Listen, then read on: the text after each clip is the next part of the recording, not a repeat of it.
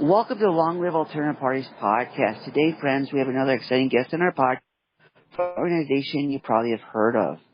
The organization is called No Labels, and the representative's name is Ryan Clancy. So welcome to the podcast, Ryan. Thank you so much for having me. Sure thing. If we get started by you kindly giving us an introduction to yourself, a brief biographical sketch. Sure, I lead strategy for No Labels and have done that for about a dozen years or so. And No Labels is actually not a political party. We're an advocacy organization. Okay? But as I think as a lot of people know, No Labels did in the last cycle try to get ballot access to put up a third option in the presidential race. We weren't able to find a candidate that fit our criteria, so we ultimately pulled that down, and I know we can talk about that more in a bit. But outside of that, No Labels has actually spent a lot of time trying to bring the two parties, Democrats and Republicans, together in Congress, and that's often been a focus of our work over the last decade. Okay, I getcha. So you say you're not a political party, you're an advocacy organization. Would you please distinguish between the two? How do you see the two as being different?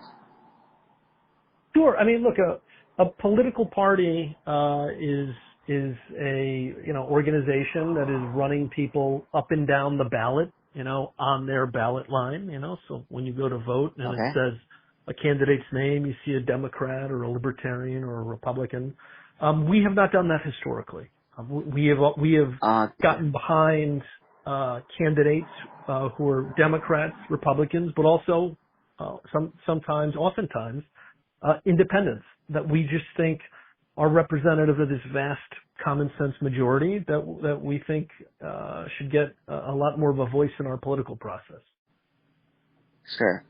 So when you say you have criteria for the people you endorse, what is that criteria? Well, it is a little bit, it when you see it, and I know that may sound like a dodge, but the challenge is it's hard to come up with an objective score sometimes to identify, who's a sort of common sense type leader, who's a pragmatic problem solver as opposed to an ideologue. If I'm an organization that has a single issue, like I'm the NRA with guns, or I'm Planned Parenthood, abortion is my big issue, it's very easy to score a candidate or member of Congress on how do they do on that one issue I care about. But with us, it's a little broader than that. And so really what we're looking for is leaders that clearly seem to have an interest in working collaboratively with people across the political spectrum. Okay. So you're looking for people that are willing to reach across the aisle. Yeah, historically, that is where we've been focused. But of course, as I mentioned at the top, we did have this ballot access effort last time to potentially put up a third option in the presidential election. And part of the reason is even as No Labels does all this work to try to find some kind of accommodation between Democrats and Republicans, we see the same thing that a lot of your listeners see, which is we could get to some point where the two-party system just completely breaks down. Like it just isn't working. And if that's where we find ourselves, No Labels, thinks we can have a voice at that kind of moment as well. Okay. So how did you come at the name of the organization? What do you perceive the meaning of the name, and how did you decide on that name? I don't remember exactly how we decided the name, but I definitely recall the sentiment behind it, which is when we launched in 2010, we had a sense that ideas or leaders were judged not by the substance of their ideas or their character, but just by the political label in front of their name. And people have a tendency these days to, just because somebody has a D in front of the name or an R, you make a bunch of assumptions about that person. You're often just willing to write them off. I mean, when we were all growing up, our parents probably told us, don't judge a book by its cover. And yet in politics, we do that all the time. We will completely write off half the country because they have a different political affiliation than we do. Okay. So what would you say to people that some people like having the affiliation because it does, some people say it does have some, a basic understanding. Like a lot of alternative parties say they run alternative parties because if someone's running a libertarian or a green, you know to a certain extent where they stand. It may not be every single Sure. issue, yet whereas if someone's an independent, you don't necessarily know where they stand. Yeah. So how do you handle situations like that? Well, because No Labels has never said that to be a part of this movement, you have to completely drop whatever political affiliation you have. In fact, Okay. quite the opposite. We understand exactly why, to your point, people have a political affiliation. If I'm a Democrat or a Libertarian or in the Green Party, there's a shorthand that signals for, okay, I kind of get a sense for how you feel probably about a set Yeah. of issues. And that's fine. The problem is when that identity becomes so all-consuming and all-encompassing that you Okay. start to just write off other people that don't share it. Okay. I get you. So what are some ways that your organization has been getting people from different political backgrounds and perspectives together? So, I mean, one of the biggest that we're known for historically is No Labels created the Problem Solvers Caucus in the House. And the way to think about this is, there's these organized blocks for different ideological wings of the party. So you got the Progressive Caucus, that's kind of the folks on the left. You have the Freedom Caucus, that's the folks on the right. Nobody had ever really come along and tried to organize the center. And that's effectively Huh. what No Labels has done. So we started with the Problem Solvers Caucus, and then we've actually expanded that to now we have, we're building bridges between House and Senate members Okay. to try to get them to yes on some key issues. Okay. So when you say center, do you advocate what some call as radical centrism, meaning that you believe it's good to have center views, yet you want radical change in the system, or do you Yeah. advocate more traditional centrism? So it's a good question. When we talk about the center, we're not talking about centrism in terms of one of the ways it's often understood is, oh, well, are you saying you just want like the midpoint position on any given issue between, Republicans and Democrats? And the answer to that is no. If you look at where the public stands on issues, it's really not on a left-right continuum. Okay. There's lots of other ways that people think about themselves. And there's people who may be an independent, and on 3 issues they have classically left position, and on 4 issues they have classically right. So we don't think about our membership as just being at the midpoint of public opinion. Really what defines people in our movement is an attitude. Okay. Do you have a recognition that in this democracy of ours, nobody gets to be king for a day? And there's almost no circumstance where in any negotiation, you're going to get everything you want. Huh. Knowing that, are you still willing to come to the table and recognize that, well, if I try to work with people I don't agree with, I might only get 20% of what I want, and I'll keep fighting for the other 80%, but it's worth it to make that progress of getting this 20%.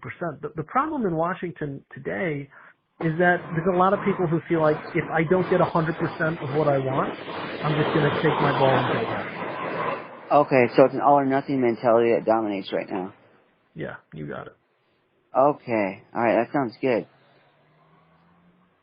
So how do you reach out to people to join the movement? Because like you said, you have a problem solvers caucus. Did you reach out to people you thought were aligned intellectually with the movement and then ask them to join the caucus? Or how do you reach out to people?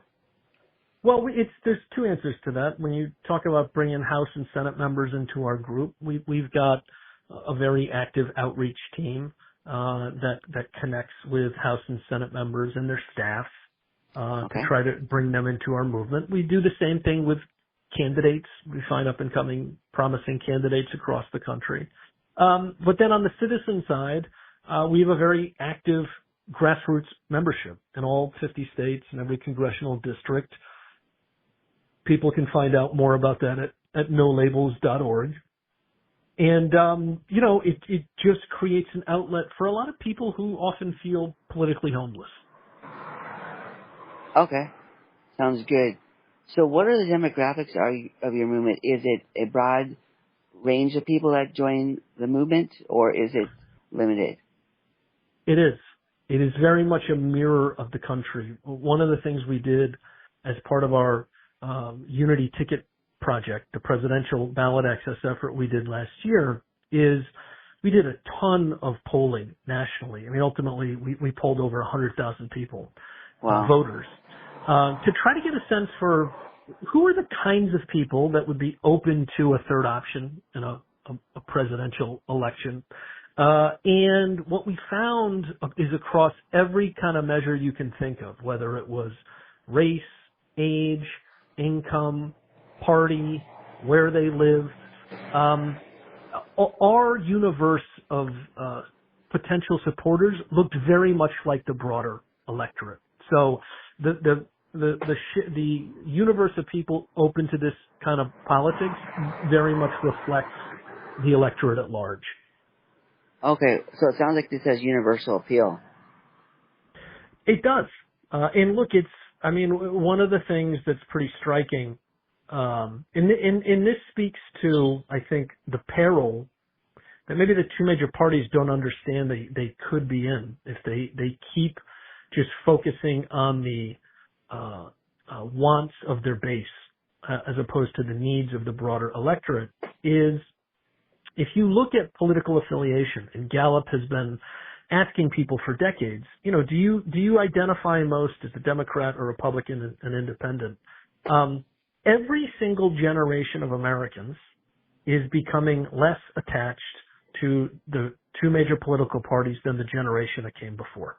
Wow. So you now get to the point where Gen Z, which is of course people born after 1997, more than half of them consider themselves politically independent. So, Wow. Look, if this continues and the parties can continue down their present course, I do think there will ultimately be an opening for more independent third-party options. Okay. So have you seen anything with the two parties sensing this trend and then trying to co-opt it, or are they oblivious to it? They're pretty oblivious. Because, unfortunately, most of the people in the parties don't really have to care about what the broad majority of the country thinks. And the reason for that is our primary election system. So if you look at, say, the 435 House races, only about 40 of those are actually competitive. The other ones are pretty reliably red or blue. Gerrymandering is a part of this. Self-sorting, just a phenomenon of people want to live next to other like-minded people, is a part of this. But the net of it is, it means in most House elections, the only election that really matters is the primary. Like the general election is basically just a constitutional formality. Well, the problem with that is that the turnout in the primaries is much lower than the general. And those who do turn out tend to be, further right to the left than the general public. So that's how you get these representatives in Congress that are very extreme, that don't really represent a broad group of voters, but they have the appeal that they need to get through these very partisan primaries. Okay. So you'd advocate redistricting? Well, that'd be part of it. Though, if you look at research, there's no question that the parties have an ability at the state level to gerrymander the districts in their favor. Look, you take a look at what's happening in Texas right now, which it looks like the state legislature is trying to do a mid-decade redistricting, which is very unusual. It's only done once every 10 years typically, in a way that will stack the deck at the state level in the House of Representatives in favor of Texas Republicans. Of course, other states on the Democratic side have done this too. It's very much a tit for tat, and it's not good for the country.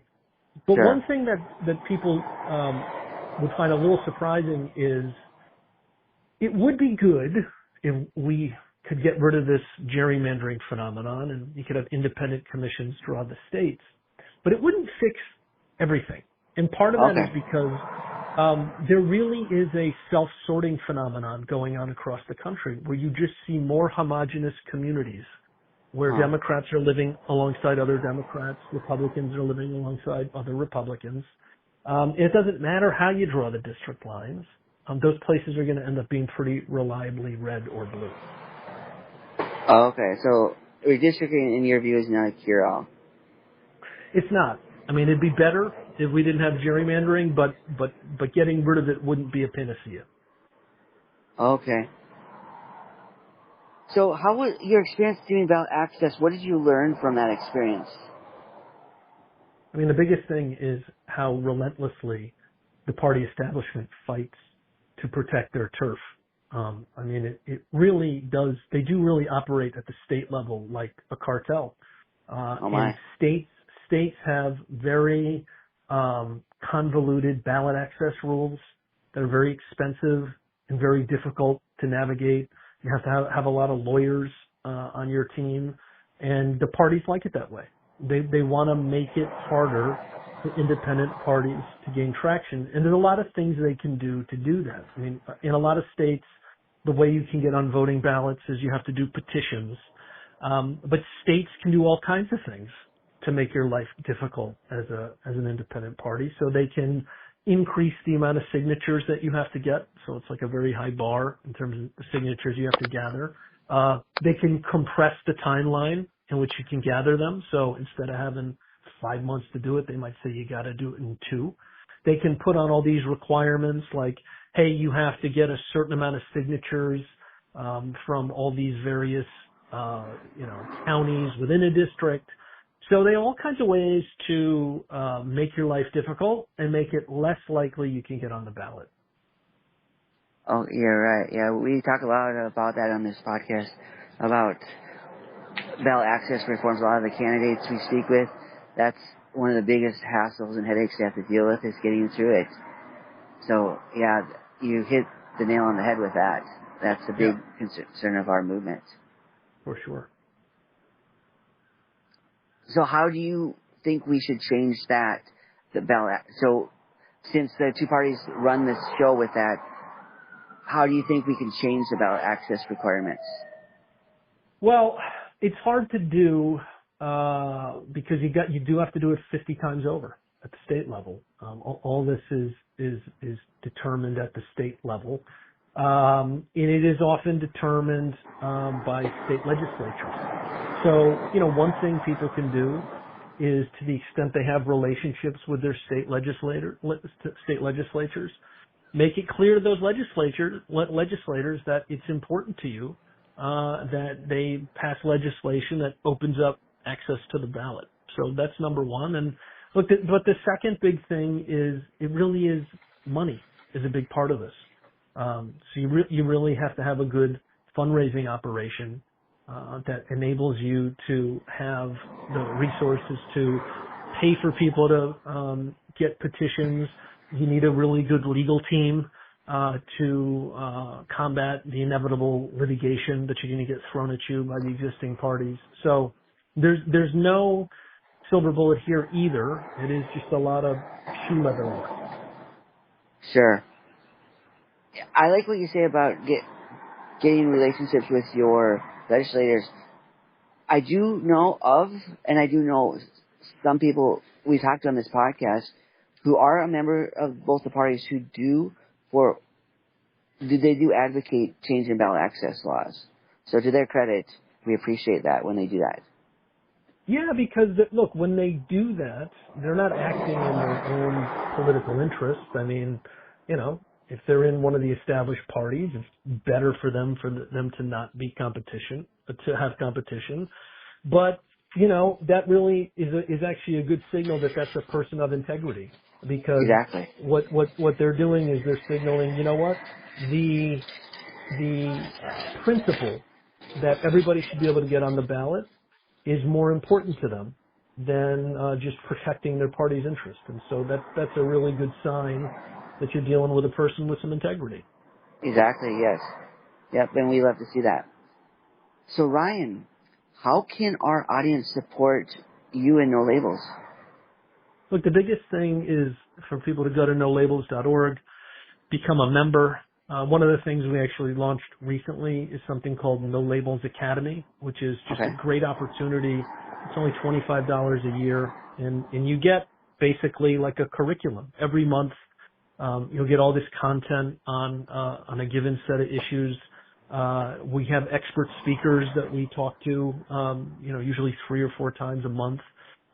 People will get access to that. So, if they want to get educated, and to really hear a nonpartisan, non-biased view of what's going on, this is a great way for people to come in and get a feel for the movement. Like this month, we're talking about trade and tariffs, obviously an issue Oh, that's on a lot of people's minds. So, nolabels.org is a great way for people to get involved. great. That academy sounds innovative, so that's a good idea you have. We think so. Ryan, we thank you for coming on the podcast today and talking about No Labels and the movement that is birth. Thank you so much for having me. We wish you all the best with No Labels and everything else you do in your personal and professional life. Thank you. Bye now.